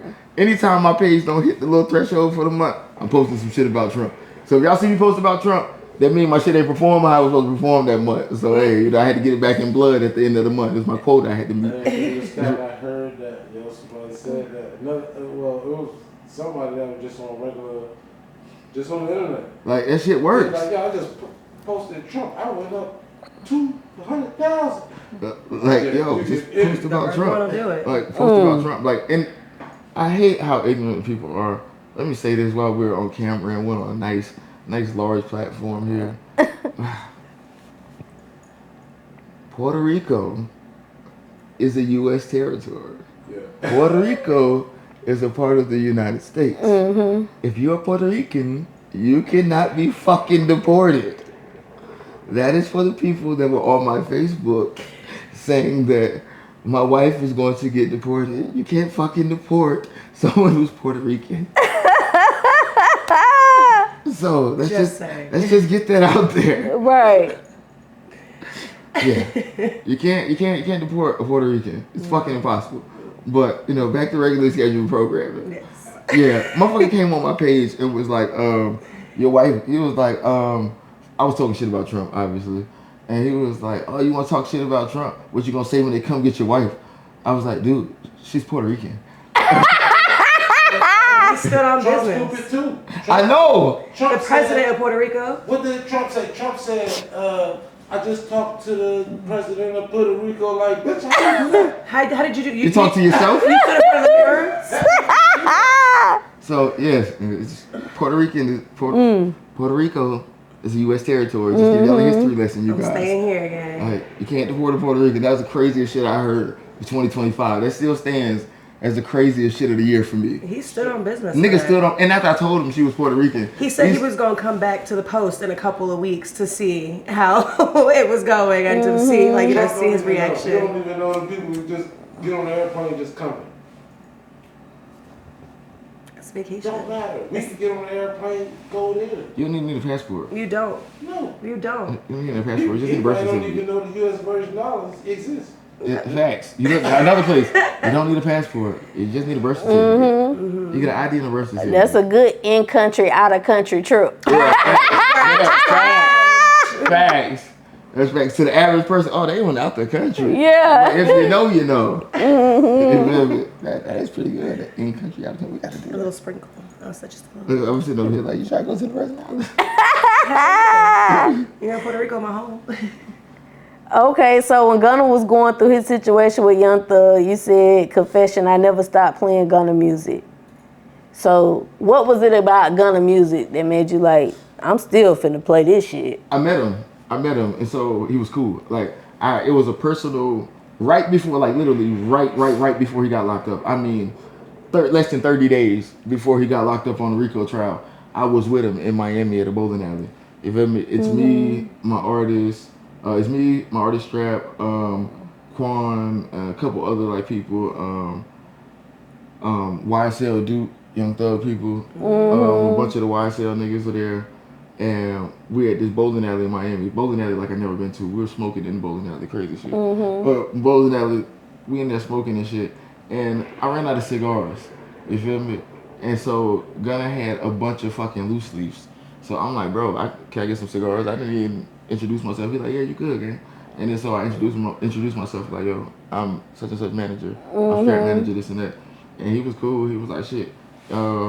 Y'all boys good, like, y'all want to take any pictures or videos, any of that, y'all good. Only thing, bro, asked us the same way I treat with my artists, and when we're in certain places, we don't go live. He was like, yo, just don't nobody go live, because, you know what I mean, we don't want nobody to know exactly where we at. But he was like, any videos y'all record, just don't get me on camera smoking. He was like, just don't get me on camera smoking and shit like that, you feel me? He like, but he was cool, like, bro, he won't trip me, you feel me? Like, we got videos and shit together, like, he got in my like Instagram story videos. I was recording, bro, in the video with me, popping shit. Like, he was cool as hell. Like, him and my artists, they exchanged numbers to work on some future music and shit. Like, everything was everything. Bro was cool. So when he got locked up, I'm like, I was just with this nigga. Like I don't know this nigga, but like the shit that they're accusing him of is crazy. Like, to just, you know what I mean? Like, boom, you know me, like, if they accuse me of the shit they accuse Gunna of, you're like, bro, I was just with this nigga, like, the other day, like, that's crazy, like, so, me personally, I'm the type of person, until you, like, do something to me, I still fuck with you. Yeah. You feel what I'm saying? Or unless you fuck over with somebody that's close to me, you feel me, like, one of the gang, like, the homies or something like that. But at the time, Gunna hadn't done that to me. That man was nice as hell to me, so, like, why am I gonna get on, why am I gonna get on the internet and be like, fuck this man, like, this nigga was cool as hell, like I was on the phone with Strap, like, when this shit happened, we both was saying the same thing, like, bro, I don't know, like, this nigga was cool as hell to us, like, I can't really get on the fuck Gunna wave right now, like. That was your biggest shit. He ain't do nothing to me. That's why I kept saying, like, that man ain't do nothing to me, like, that man treated me with respect, that man was nice, like, he won't tripping, like, he literally paid for everything. Like, he rented out the bowling alley, like, he like, y'all boy want to bowl down there, like, he paid for everything, like, everybody was ordering food, like, what you want, like, nigga was getting lamb chops, all kind of shit, like, bruh was solid, like, he just kept it solid with everybody, so I'm like, no, I'm not turning my back on this nigga right now, like, no. Won't do it. I won't do it. I need to see the whole shit in full, like, that's why I kept saying, like, and I'm a nigga who done did time before, too, you feel me, like, so I had to really like analyze the situation. Like, I need to see how the whole shit play out before I even. When you analyzed it, what was your conclusion? Well, to keep it hot, the whole situation is crazy. All of them did the same shit. All of them did the same shit. And this is the thing. This is the thing. How I really look at it from a street nigga perspective, or however my niggas want to really look at it. Like, if nobody suffered consequences from what any of y'all said, nobody told on nobody. Nobody did. You get what I'm saying? Like, if a motherfucker asked me a question, like, let's say, is YSL a gang? That man gave you open information that we all knew. Everybody knew YSL was a gang. Like, you feel me? Like, that's, I think it's crazy for Thug to keep bringing that up. Like, that man went up there and said YSL was a gang. Nigga, he's supposed to say no. Y'all said gang, gang in the song. Like, come on, man. Like, you got this nigga who, like, Gunna, like, I mean, was openly cripping. Like, Gunna openly cripping, you feel me? And it's a different lifestyle. That's why I'm sitting here like, bro, like, you're not making sense. Like, the thing with me is, and y'all are playing with millions upon millions of dollars. Like, at this point, like, one, y'all all end up getting out of the situation, you feel me? Y'all need to look back on the situation like, damn, we blessed, we made it up out of this shit. Let me go holler at Gunna. Like, Thug really need to talk to Gunna. Thug would have got off if he would just stuck with the court case. Listen to the lawyer. the lawyers say, bro, we're winning. Yeah, that gun shit gonna fuck you up though. That's what Thug got fucked up over that gun shit. Yeah, that's all they got him on. But that would just been probation. He wouldn't have had 50 years goddamn probation, whatever the fuck he got. 50 years of probation. But Gunna was just too solid for me to switch up. Like that's how I am. Like if a nigga ain't never wronged me or did nothing to me, I just ain't about to switch sides on him. You feel me? Like you said, he was nice to you. Bro, nice as hell. Ain't nothing.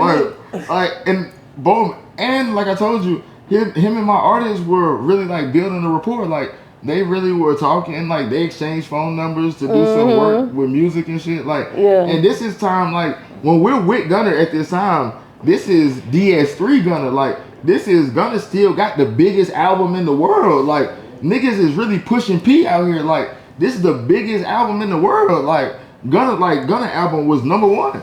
You feel me? So for a nigga who got a #1 album to be linking up with us, fucking with us, and now my artists, we really try to get this shit going. And hell yeah, I'm about to play his music. So, yeah, so I'm like, no, I'm not doing this shit. Yeah. And then the music just kept getting better. Like, how could you turn your back on the nigga who music just kept getting better? I'm sitting like, he kept dropping, and I'm like, damn, that's hard right here. Like, that nigga dropped that, what was that? We dropped that bread and butter. The bread and butter, good God almighty. I said, Bread and butter had this nigga in a chokehold. I said, oh my God. We dropped that bread and butter. What? When he dropped bread and butter, I said, oh my goodness. Look, you know Thug fuck with it too. When he was talking about it in the interview, he was talking about some, yeah, you know, when we was on the phone, he told us, yeah, you know, Buddy dropped that song. He was talking about bread and butter. Yeah, he didn't want to say that name. He said, Buddy dropped that little song. Yeah, took his couple shots in that little song and shit. But Buddy dropped that song. You feel me? And look, Savage on the phone like, oh yeah, I heard it. He like that shit was hard as fuck in his mouth. Savage knew it was lit. He knew if it was hard. Like I heard it. Like Savage like, yeah, I heard it. Like, but nigga. Gunna popping this shit on bread and butter too, like he popping this shit on that bitch. So I'm like, man, no, I wasn't turning my back. Thug I'm gonna be honest with you, Young Thug won me back with the interview. That interview was funny as hell. Yes. He won me back with the interview because, like I was talking about earlier in this interview, how you got to get personable with your fans. You feel me? Like that nigga turned into Jeffrey for 45 minutes. He turned into he said, fuck Young Thug. That was almost like 2 hours. That's why I said for about 45 minutes he was Jeffrey, like he was real vulnerable. You feel me? Like for about 45 minutes of that interview, he really just gave his whole self to Big Bang. You feel me? It just really was real tears. He had real tears, was real vulnerable. You could see the pain and shit. And, you know, just watching that interview and I think that Lil Baby would be in that same predicament. If Lil Baby don't open up more, his career gonna stick right where it's at. Man, I ain't gonna speak up too many. I ain't gonna get too deep into industry talk. Yeah. You feel me? No, I mean I definitely value your opinion. I just won't put an opinion on it. Yeah. You feel me? I manage artists, so I got I'm neutral with it. But I can say this: I was a bigger fan of Lil Baby's music when he was working with Gunna. Like I can say that for sure. Like. Lil Baby and Gunna, they was fucking Kobe and Shaq in that shit. That's a deal. But now I like Offset and Gunna too. Offset and Gunna is crazy. Yeah, that's good. That's good. So yeah. Okay, cousin. So you really fuck with the Hornets? You be at the games? You wear the jerseys? Is that your favorite team? You see, I got the Diamond Hornets pendant. You do. That's the Diamond Hornets pendant. I'm a real Hornets fan. You feel me? I wear that shit every day. Y'all watch basketball together? Yeah, we go to the games and everything, yeah. What about football? Oh, yeah. Yeah. Y'all going for the Panthers? Yeah, the Panthers, we putting belt their ass this season. Y'all going to the Super Bowl? They say the Cowboys going now. Man, they say the Cowboys going. Listen, well, the Cowboys been going to the Super Bowl for 30 years, man. What about the Dolphins? You think they ever got a chance? I don't know if they got a chance, but I can't tell you this about the Dolphins. They have the nicest training camp facility. Like, Miami Dolphins have the nicest training camp facility I've ever seen in my life. You feel me? Like, Strap, he played for the Dolphins. He did like an off season there, like a preseason with the Dolphins 1 year. And while he was there, like that shit is just nice as hell. They got a gold, like a solid gold, like 24 karat gold dolphin, like over the pool. Like that shit nice as hell. Like, Y'all should be winning all the Super Bowls.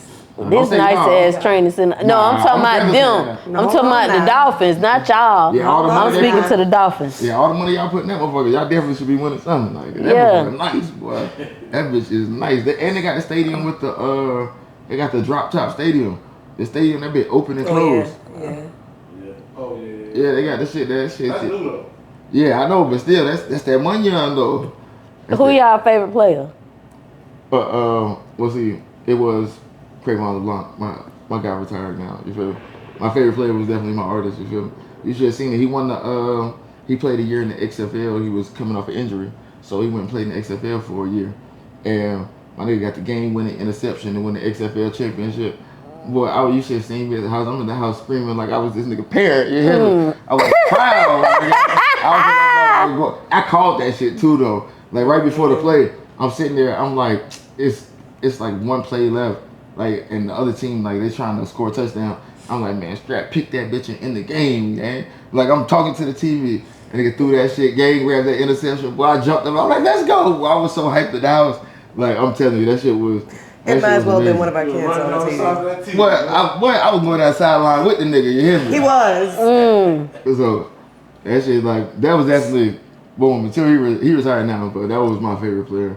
But now, I don't even know if I have a favorite NFL player. I don't think I do. I don't know if I have a favorite NFL player.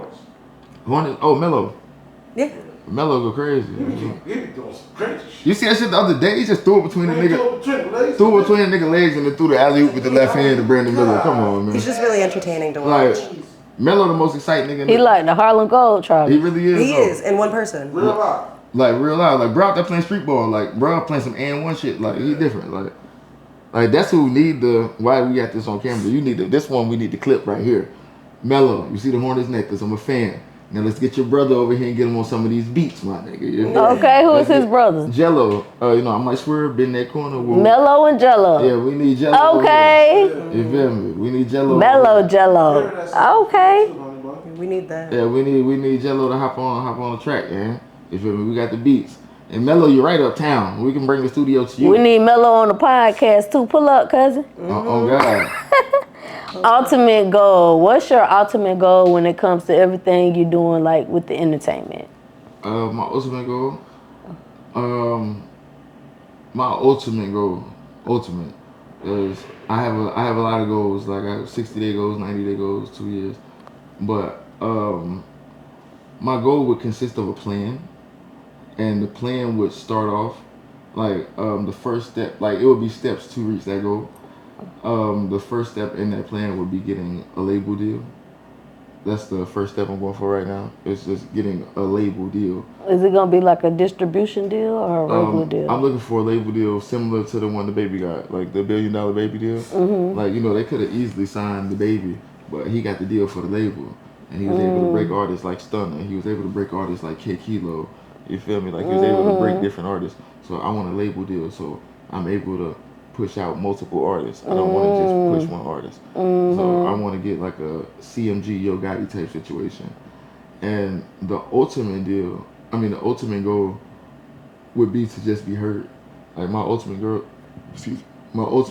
is just for the world to hear them. Like I want them to be like voices of a generation. Like you feel me? Like I want them to be that voice of that generation to be heard.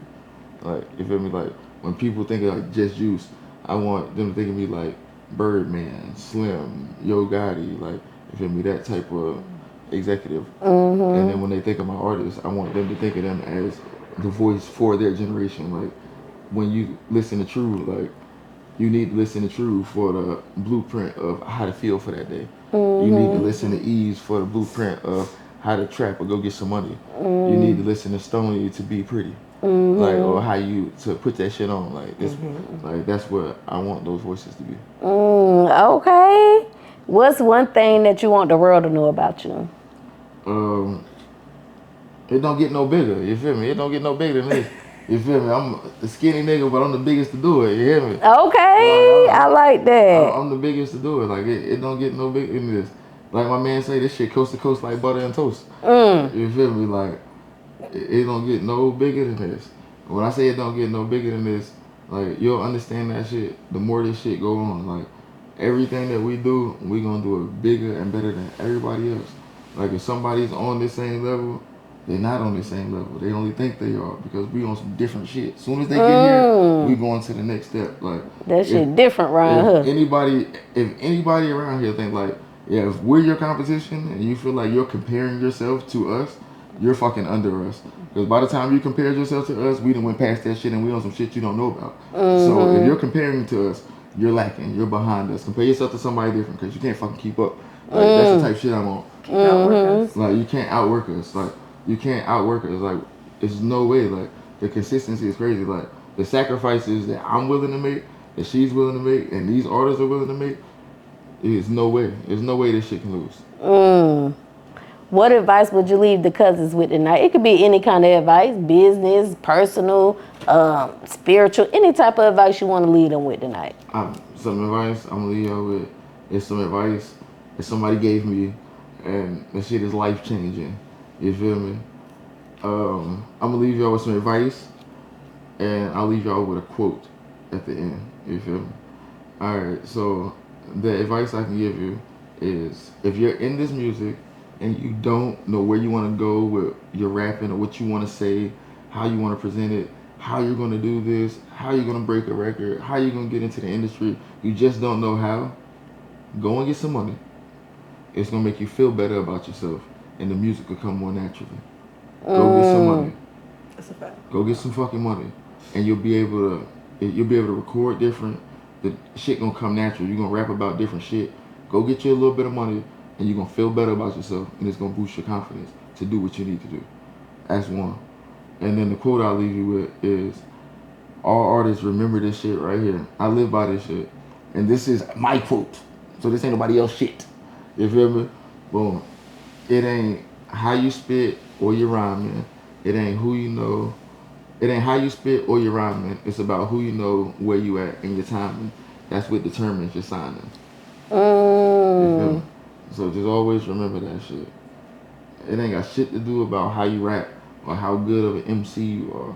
That shit about who you know, where you at. It's about being at the right place, at the right time, seeing the right person, and having the right shit packaged, ready to present it. You feel me? So just know that. That was some good advice, cousin. I can't remember the whole quote, but it was good, y'all. And spin the block on that. See, that's that replay value.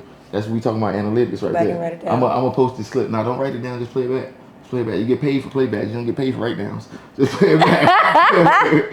So you just play it back. Just play it back until you understand it. That's all. Okay. Question of the night, and then we're gonna be up out of here. October 25th, they got a big versus going down. Cash Money versus Hot Boys, right? Cash Money versus Master P Dom. No Limit. Yeah. No limit. Who you think gonna win? Who y'all think gonna win? I'm gonna go with, the crazy thing is, I've worked with both of them. I got a song with Mystical. I have a song with Mystical. I did a feature, and he ended up getting featured on it too, on some random shit. It's Frenchie's song, and Mystical got on it too. So I got a song with Mystical, so that's the No Limit side. But I am great friends with Hot Boy Turk. Turk is my dog. Like, I fuck with Turk. Turk has always been solid to me when he got out of jail. I was one of the first producers sending him beats. You feel me? We got a song together called Justice or Else. He literally just reposted some shit I posted maybe like last week. You feel me? Like, I can hit bro and talk to him on the regular. Like, me and Turk got a good relationship. So I'm definitely going Cash Money because I fuck with Turk. You feel me? The original Hot Boy Turk is my dog. I don't know nobody else from Cash Money personally, but I know Turk, so I gotta go with that side. Okay, we're going. I said Cash Money too. I said I was gonna watch it, even get me a little one of them little Cash Money necklaces off of Amazon. Hey. Have me a little gathering. Cash Money. Okay. Before we get up, who you going with, Allie? Cash Money is always Cash Money. Okay. For sure. Okay. For sure. Before we get up out of here, let the cousins know where they can find y'all at, how to get in touch with y'all. Well, you can go first. Yeah, Instagram. My Instagram's @_lady_Alicia. Well, you can find me on all social medias, The Real JussJoose. That's The Real JussJoose, JussJoose. All of our artist links is in our bio, so you can follow any of our artists from our page. You can find any of their music videos or any of their content from our pages. So just tap in. Y'all need features. Y'all need studio time. Y'all need anything. Just hit us up. You feel me? Hello World Entertainment, man. We the biggest to ever do it. You hear me? Hello World. Hello, world. Shout out to the Cuzn T podcast. You feel me? And that's the T. You feel me? You gotta clock that T. Yeah. Yeah. Shout out to y'all and everybody with the Hello World family. Everybody y'all know, everybody y'all affiliated with.